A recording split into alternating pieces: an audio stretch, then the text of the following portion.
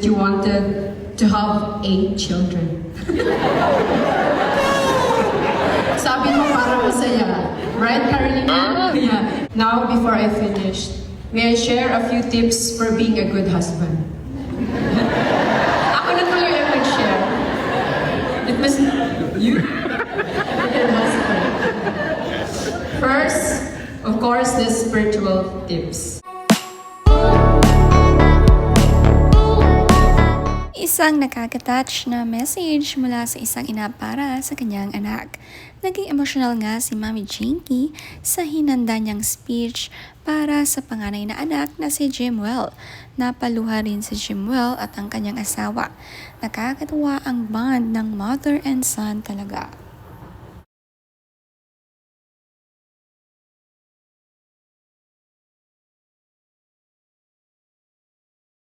Firstborn child, Jimwell Emmanuel Pacquiao Jr.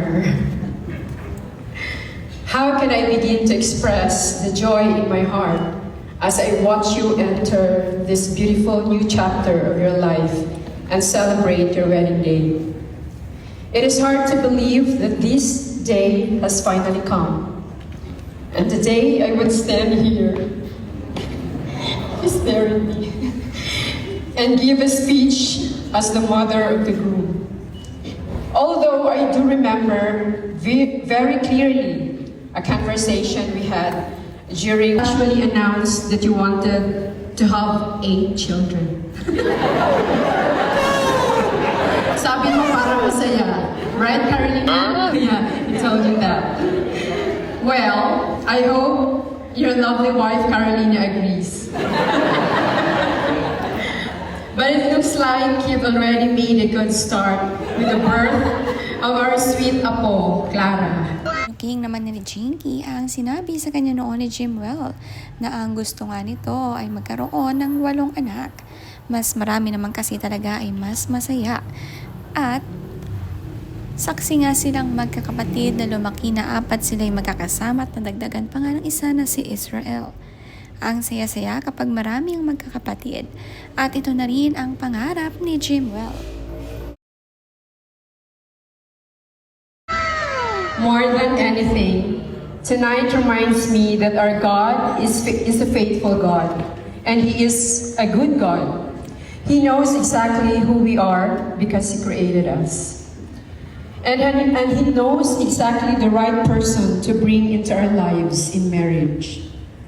And that is exactly what He has done for you, Jimwell. Since the day God formed you in my womb 25 years ago, He already had a beautiful plan for your life. And bringing Carolina to you as your wife is certainly one of His greatest blessings. Mahaba-haba nga ang mensahe ni Jinky, talagang naghanda siya ng sasabihin para sa gabing ito. 25 years ago, nasa tiyan lang niya si Jimwell ngayon, ay ready na rin bumuo ng sariling family na malayo nga sa Jensen. You still make me so nervous every time you step into the boxing ring. As a mother, I don't think that feeling will ever go away. But I thank God because you fight with courage, determination, and faith, trusting that God is your protector. Thank you.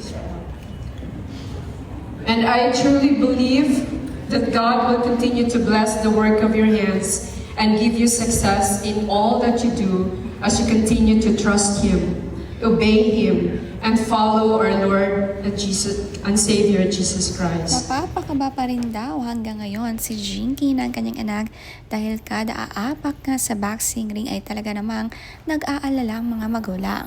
May anak din pala siyang sasabak sa boxing pagkatapos ng kanyang asawang si Manny kaya hindi pa graduate. Now, before I finish, may I share a few tips for being a good husband? Ako na tuloy ang nag-share. It was you?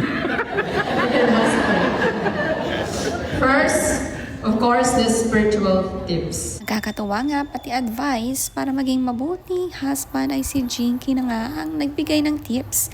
Napatawa na nga lang si Manny at ang ilang pamilya nila. Ang galing din palang magpatawa nitong si Jinky.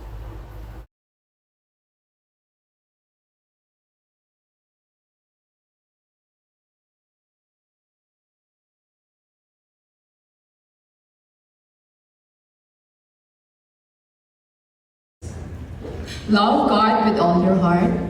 Second, love your wife the way Christ loves the church, his church. Every day, thank God, seek his guidance, and give him all the glory. Be the godly leader of your family. And now for some practical tips. Every day, ask your wife, what can I do for you today? Every day, tell her, you are beautiful and I'm blessed to be your husband. Pray together with Carolina and Clara.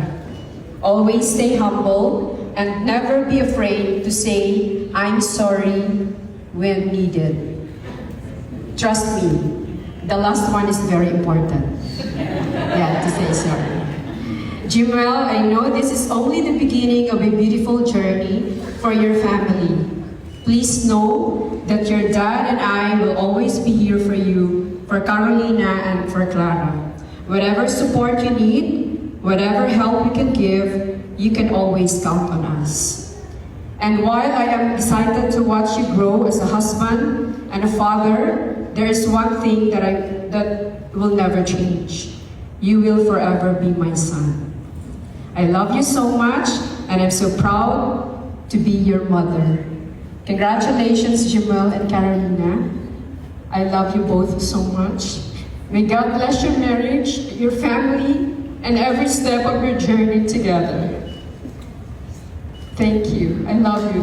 Dam talaga ang pagmamahal ng isang ina, lalo na sa mga ganitong speech sa harapan ng maraming tao. Napakabuting anak naman kasi ni Jimwell.